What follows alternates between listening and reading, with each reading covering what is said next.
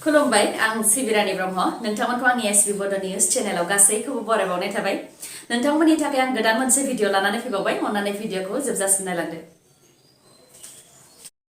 Legendary football गेलेग्रा रुंसारि Diego माराडोनानि गोमानाय घड़ीखौ आसामाव हमनो मोनबाय। आसाम पुलिसनि गोख्रों नायबिजिरनायजों लिजेन्डारि फुटबलार डियागो माराडोनानि घड़ी खावग्रा वाजिद हुसैनखौ चराइदेवनि मरानहाट ओनसोलनिफ्राय हमनो मोनबाय। शिबसागरनि एसपि राकेश रौशन बिथाङा फोरमायथिनाय बायदिब्ला वाजिद हुसैना गुबैयै शिबसागर जिल्लानि थागिबि। पुलिसफोरा बिथांनि न'आव सिग्रोमहैनायाव हमनो मोनाखैमोन, नाथाय चराइदेवआव थानाय बिहावनि न'निफ्राय बिथांखौ हमनो मोनदों। रिपर्टनि बायदिब्ला आसाम शिबसागरनि वाजिद हुसैना दुबाइनि मोनसे कम्पानियाव खामानि मावनो थाहैदोंमोन आरो बिनिफ्राय माखासे सान सिगांसो आसाम फारसे फैफिनदोंमोन।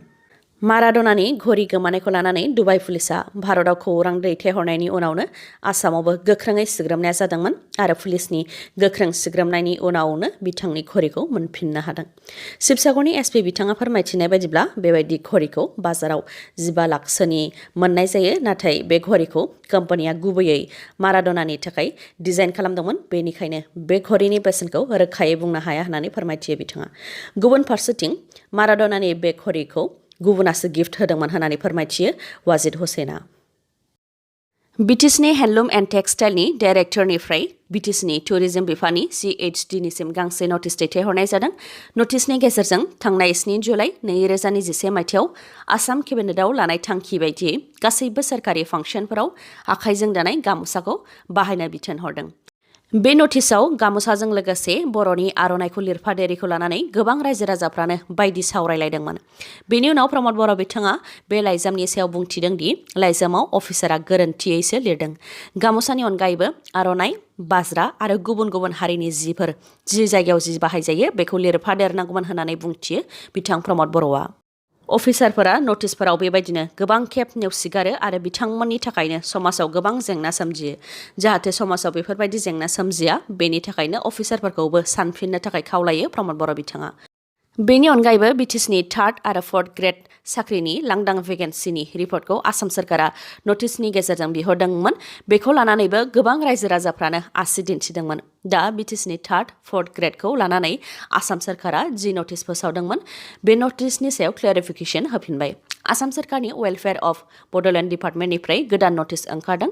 नटिसनि बायदिब्ला बिटिसिनि 3rd, 4th ग्रेडनि पस्टनि डिटेल्स जेराव बिटिसि गभर्नमेन्टआ एपइन्टिं अथरिटि, बैफोर 3rd ग्रेड 4th ग्रेड पस्टनि डिटेल्सखौ रिपर्टआव इनक्लुड खालामदेरनाय जानाय नंला। Ministry of tribal affairs government of इन्डियानिफ्राय मोनसे नटिस फोसावदों। बे नटिसनि गेजेरजों national fellowship and scholarship for higher education of ST candidates 2021-22 बे बिथांखिनि गेजेरजों नेशनेल फेल'शिपनि थाखाय अनलाइन एप्लाइ खालामनो खावलायहरदों। बे फेल'शिपखौ सायख'जानाय बिजाथिफोरनो होनाय जागोन, जायफोर फरायसाफोरा MPhil, PhD, इन्टिग्रेटेड MPhil आरो PhD प्रग्राम खालामगासिनो दङ।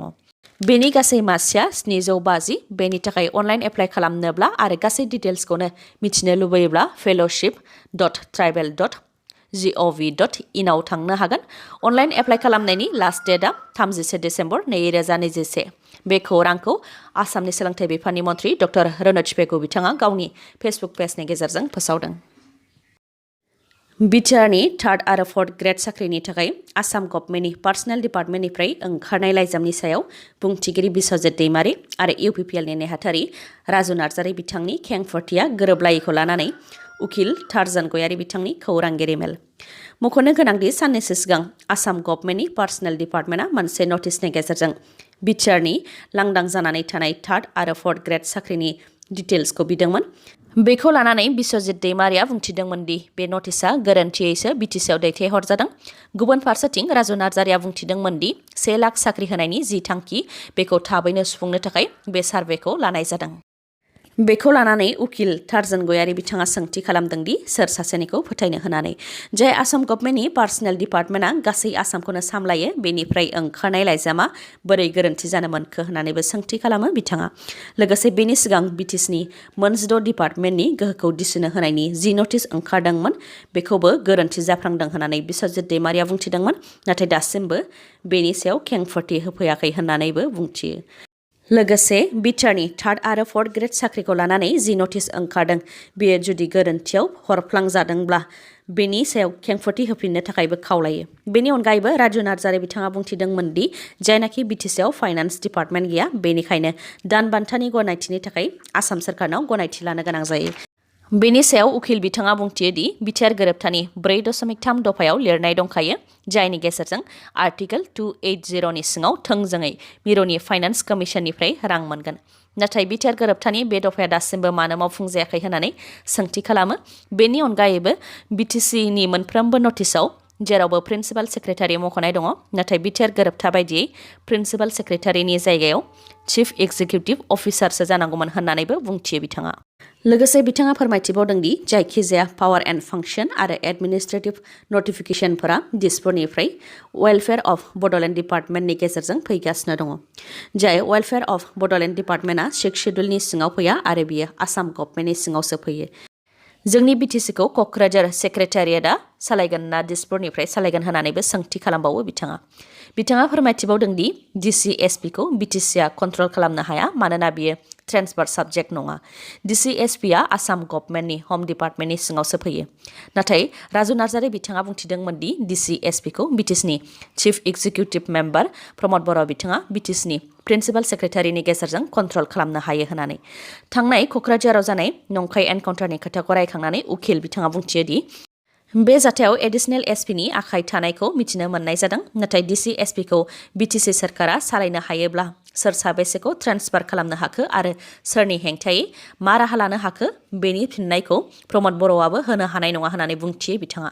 बेनि अनगायैबो बिटिसिआव 3rd आरो 4th ग्रेडनि साख्रिखौ दा होनो हाला जुदि हायोमोनब्ला क'क्राझाराव नंखायै एनकाउन्टारजों जिउ खोमानांनाय सानै बर'नि न'खरनो कम्पेनसेसन ग्राउन्डआव साख्रि होनो हागौमोन होननानैबो बुंथिबावो।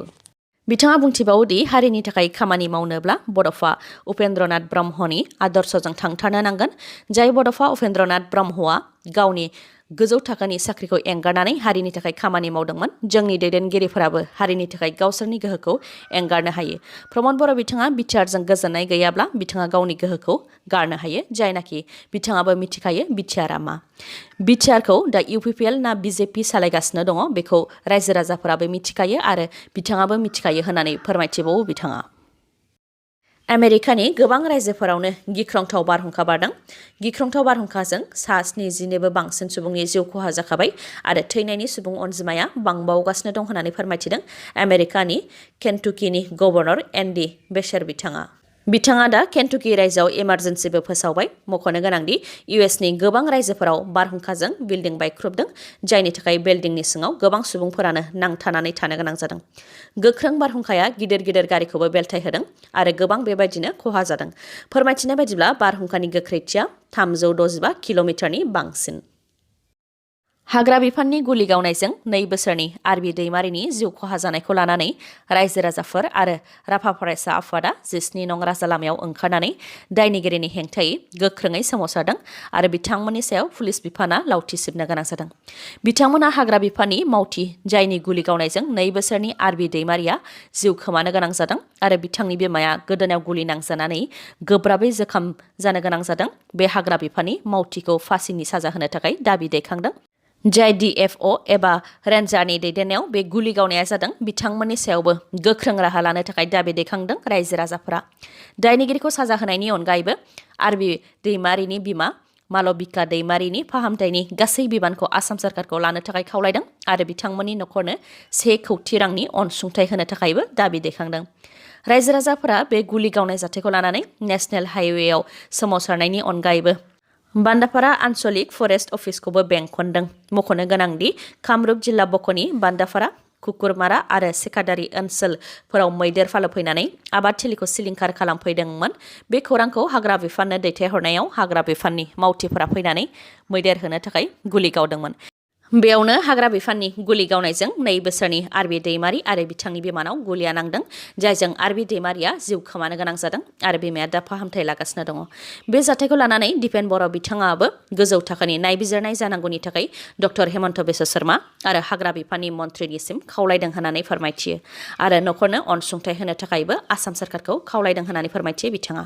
जुदि आसाम सरकारा थाबैनो राहा खालामनानै होआबा बक'नि राजा लामा जथेनानै सोमावसारनाय हाबाफारि लागोन होननानै होननानैबो बुंथियो बिथाङा लोगोसे बिथाङा फोरमायथिबावदों दि हाग्रा बिफाना ब्लेंक फायार गावनायाव दाय गैयैनि जिउ खहा जादों होननानै फोरमायथिदों नाथाय हाग्रा बिफानानो जा एबा आसाम पुलिसानो जायाथों मानो ब्लेंक फायारजों दाय गैयैनि जिउ खहा जानायखौ गावथारनायखौनो मानिगोन होननानैबो बुंथियो भारतनि एक्सटार्नेल एफेयार्स आरो एडुकेशन मिनिस्टार अफ स्टेट राजकुमार रंजन सिंह बिथाङा क'क्राझाराव दावबायफैदोंमोन बिथाङा भारत भुटाननि सिमानि सोमोन्दै आरो बिटिआरनि इनस्टिट्यूशन जौगानायनि सोमोन्दै सावरायनो दावबायफैदों आरो बिथाङा क'क्राझारनि सिआइटिआव बिटिआरनि गासैबो फरायसा आफादफोरजों सावरायलायदों बेयाव बाहागो लानानै दिपेन बर' बिथाङा माखासे जेंनाफोरनि मेम'रेन्डाम गथायदों होननानै फोरमायथिदों जेरै भुटान सिमायाव थानाय गेलेमफु भैरबकुन्द दरंगा मेला बेफोराव इन्ड' भुटान ट्रेड सेन्टार गायसंनो खावलायदों जाहाथे मोन्नैबो हादरनि सुबुंफोरा फालांगि खालामनो हायो बेनि अनगायैबो दैबानानि जेंनानि सायाव